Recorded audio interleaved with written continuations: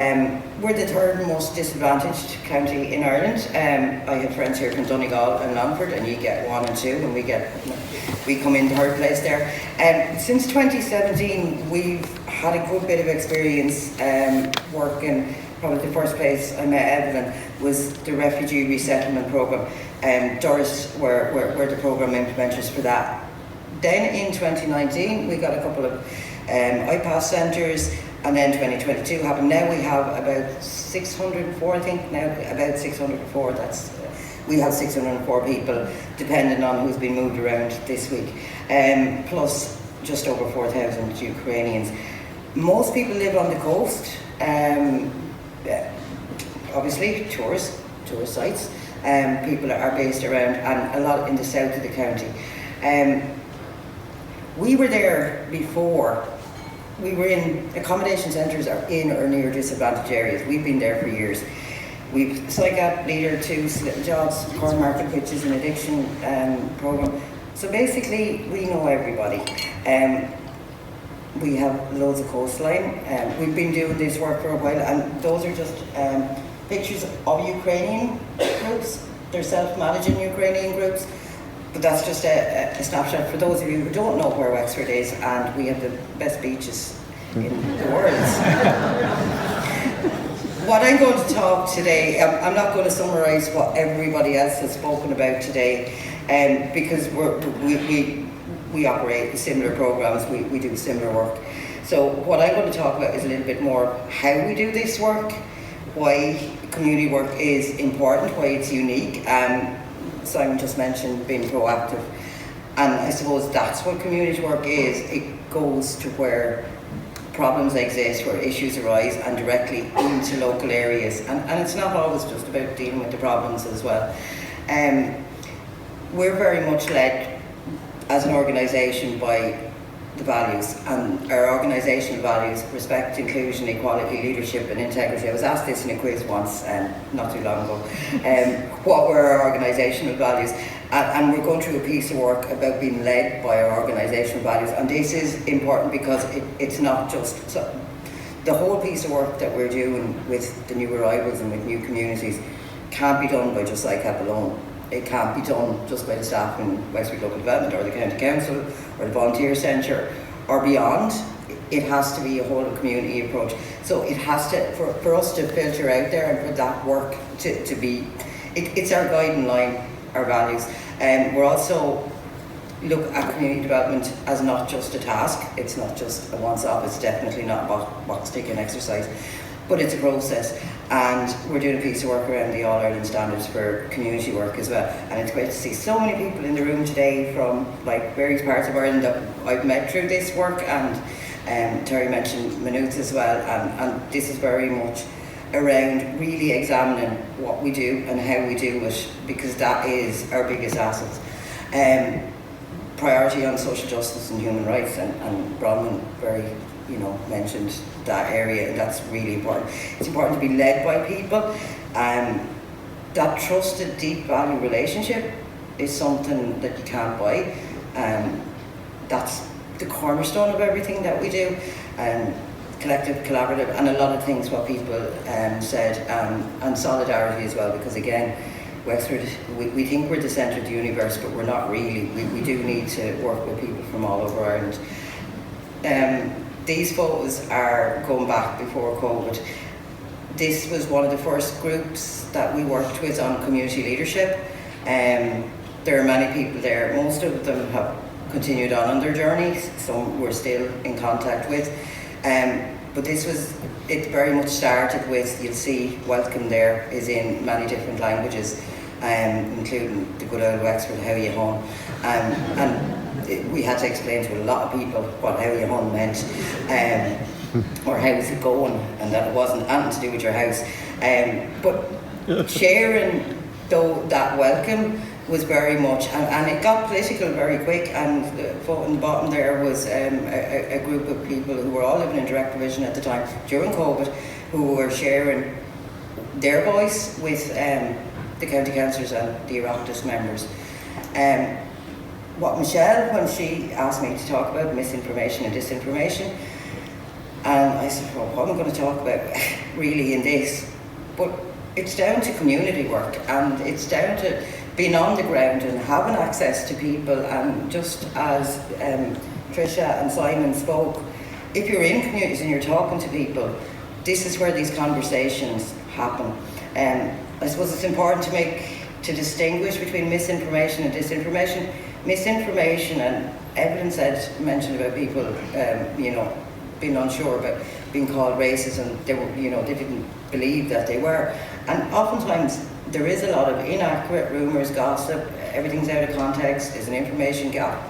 And these are persuadables, these are, people who just don't know and haven't got that kind of knowledge. Disinformation, on the other hand, and we've got lots of that as well, deliberate, it's basically divisive, fake news, and it is lies, and it causes anxiety, struggles, mistrust, and fear and hate. It uses the language of othering. The online spaces, we don't go there because that battle is lost. We put our energies back into having those conversations in real life. This year we've had 2 protests, Rosslare Harbour and Ferns.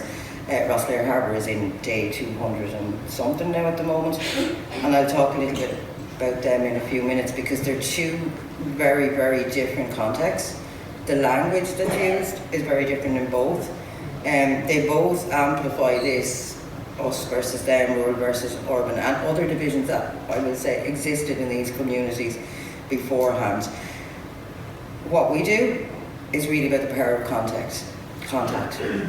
And that contact is about, it enables us to challenge negative relationships or negative narratives into trusted, positive relationships. And I'm just going to flick forward really quickly. These are the Courtown flip-flops. Soccer is a great way. It's a universal sport. These guys have been playing soccer, about 4 years now, on or off, different people. But they've been playing with the local community, with Courtown Hibs. And they start having all those conversations about who scores the best. And I haven't been up in Courtown since the Euro started, but I'd say it's quite interesting. Their coach is a local Irish. Well, actually, he grew up in England, so last night he got a slagging. But that became part, that whole power of contact.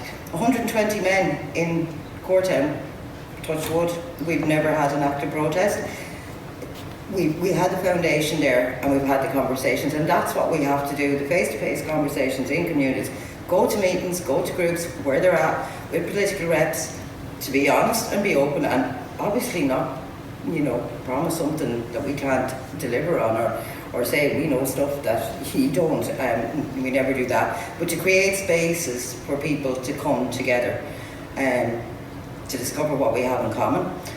And integrity is really important, because the minute we tell a community something that we're not sure of, or that we try and say we have information or something, the minute they discover that we're not 100% being open and honest and transparent with them, that's when we lose them, and when we don't get to have those conversations, because the majority of people are persuadable.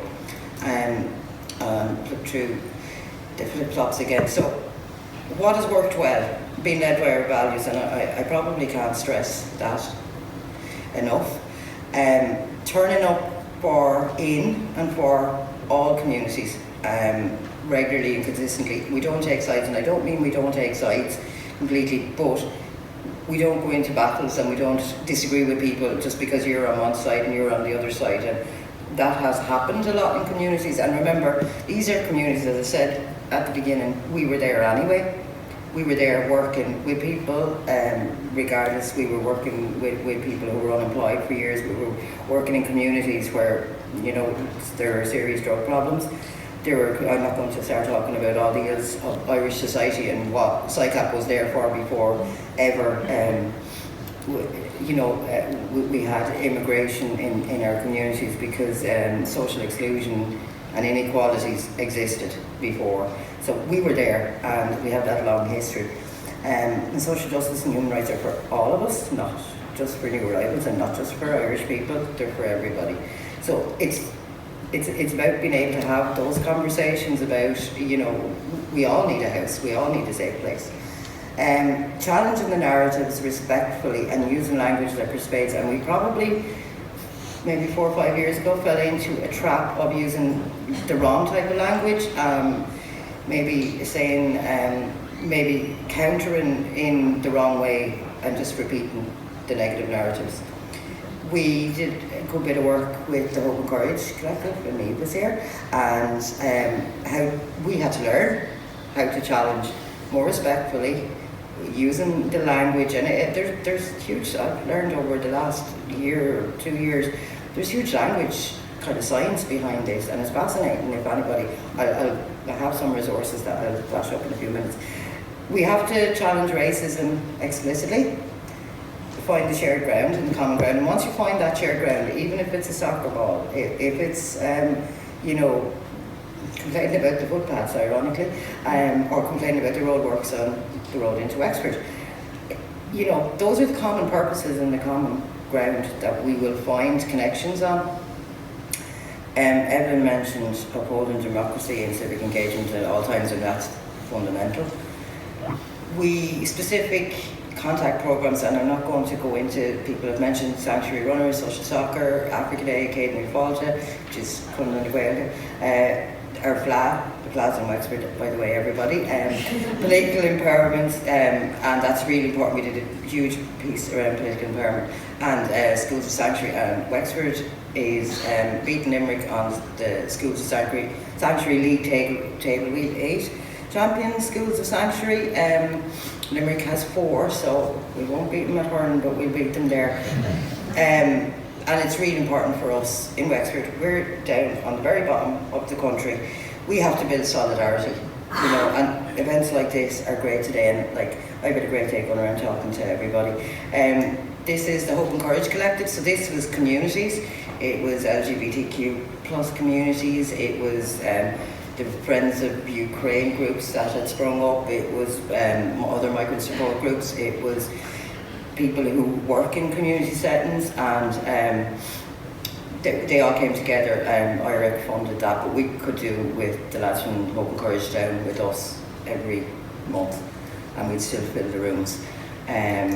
This is one of my favourite pictures. This is Cushcree Women's Shed. Cushinstown is in the middle of absolutely nowhere. The N25 runs through it. It's a bit outside New Ross. You probably couldn't get more rural. Direct provision about 4 miles down the road from it, and Cedar Lodge, just opened this time last year. And these women got together, WWETV came in, funded community ed programme, worked together for 10 weeks on a programme, and they actually became friends, and genuine friends. The challenges we have, community engagement is, as Simon pointed out, it's an ongoing process, it's not once off. We have to be there consistently, regularly, and keep talking and have those conversations. It doesn't end when we move from one annual plan to another, or there are very few interventions or indicators, we pick on IRIS, that can mark a lot of that work, but it is an ongoing process. We don't go online anymore because there's no point. You're never going to argue with the bot and beat it. The negative narratives, dehumanising language, the mistrust in institutions, and the breakdown of community cohesion, these are all challenges. Those conversations are constantly moving towards changing that narrative.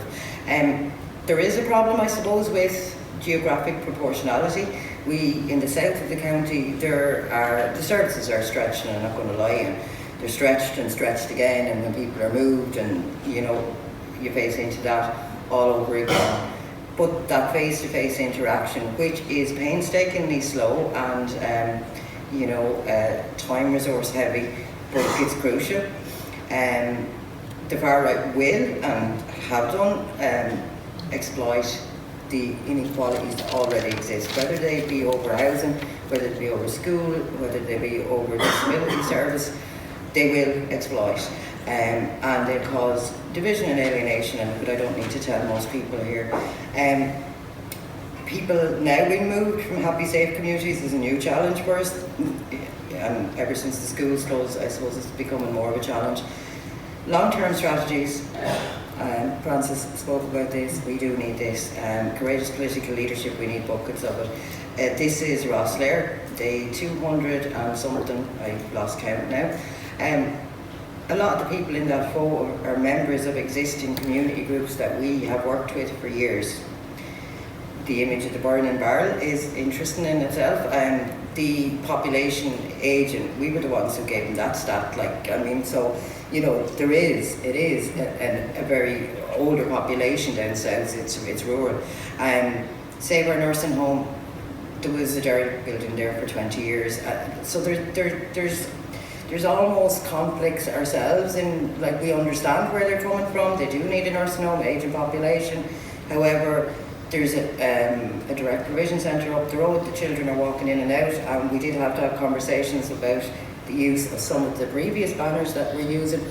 Get them to Google it and say, look lads, enough is enough. Google that, see where it'll bring you. There were far right actors, you call them, or citizen journalists, or whatever they call themselves. They landed down, and people welcomed them, and they thought they didn't know who they were, and we'd show them and we'd say, look, this is the kind of content they're posting online. They went, well, we don't want to meet them. So it is absolutely hyper local. It's not, nobody from the outside is infiltrating there. Yes, there is political involvement. This is Ferns. There was never going to be a direct provision centre in Ferns. Someone got a notion in their head because of a few things. People exist in divisions, and the next thing, the active far right, people down from Dublin, and I've nothing against the Dubs by any means. Wexford has loads of Dubs, but I'll be killed now by some of the people I know from Dublin. But straight away it did attract it completely, and you can see the language there. The public meeting that we were talking to Wexford County Council, will we go, won't we go? And when we saw the agenda, we went, this is an absolute anti-immigration meeting. It's not about local concerns. So we didn't go. Now, it has petered out, but not without leaving damage in that community. And significant damage where neighbours don't even talk to each other over things now. That, it just amplified a few existing things straight away. So I'll just leave you a few lessons learned. Community work does work. Proactive outreach, being on the ground, talking to people, connecting people, giving people opportunities to have contact, listening to people. And by listening, I mean actually listening. You can listen and then go away and not do anything. But we do have a responsibility to act on. And we say, and never promise something we can't. One size does not fit all. And understand difference in all its, challenges and all its story. The Community Recognition Fund did actually, we had really positive results, but it can't be Smarties for everybody in the audience, and it has to be targeted in those communities that actually really, really need it. But it's really positive, and people have taken it really positively. I'm just throwing, these are random thoughts. Labelling people is not helpful. Division becomes entrenched once, and then nobody can talk to each other. Language really, really, really does matter. Building solidarity, building connections, finding your allies, investing in those allies, and humanity. We can't lose sight that, there's a lot of numbers, but every one of those numbers is a human being, and they all have their own stories. This is, a few pictures. This was Refugee Week a few weeks ago.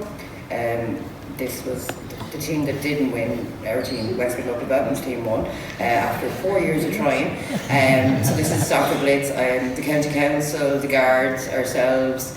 We had a team from Ukraine and a team from the direct provision, each of the direct provision centres. And we drafted in a few younger friends and family, and we eventually won. This is a flag for all, which has Clonmouth Traveller girls are down. That's them up. Really, they were comparing themselves in size to the size of the billboard. It's on the end of the bridge in Wexford. We have people from direct provision, we have travellers, we have Roma included this year in, you know, all the publicity for Blah, and they're performing as well. So it's very, you know, it's really important for, it was kind of wheeling and dealing with a couple of people, and like it came as a surprise to me when they said we're going to, the theme of the Blah is a Blah for all, but it's really positive. There's a few resources. I'm going to leave that up and back over.